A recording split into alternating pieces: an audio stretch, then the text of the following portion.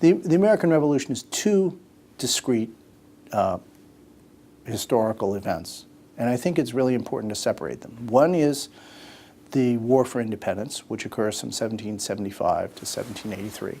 And this, of course, is a stellar achievement. The Americans win a military victory over the world's most powerful empire.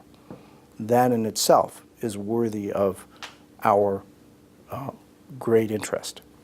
The second American Revolution is really the American Revolution in the hearts and minds of the American people, living into the words and principles that are expressed in the Declaration of Independence: liberty and equality, inalienable rights. When we talk about this, the revolution in the hearts and minds of the American people, it's really important for us to think about how profound the changes are that occur.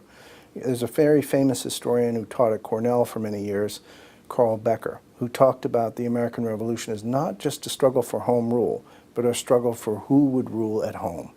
And when you think about what happens after the American Revolution, how democratization proceeds in the generation following the American Revolution, how slavery is abolished in the northern states in a way that poses some difficulties. It certainly poses insurmountable difficulties as far as Southerners are concerned, but the very fact that they did it at all testifies to a kind of commitment to equality that we really need to take very seriously.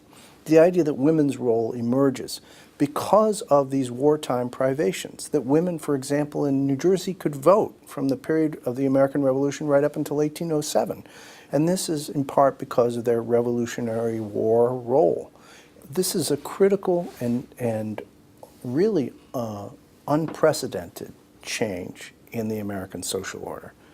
Then the separation of church and state. Again, a fundamental change, something that has really never been tried in the way that the Americans bravely go about it. It begins in the South, starting in Virginia, under the inspiration of Thomas Jefferson and James Madison, and makes its way as far as New York.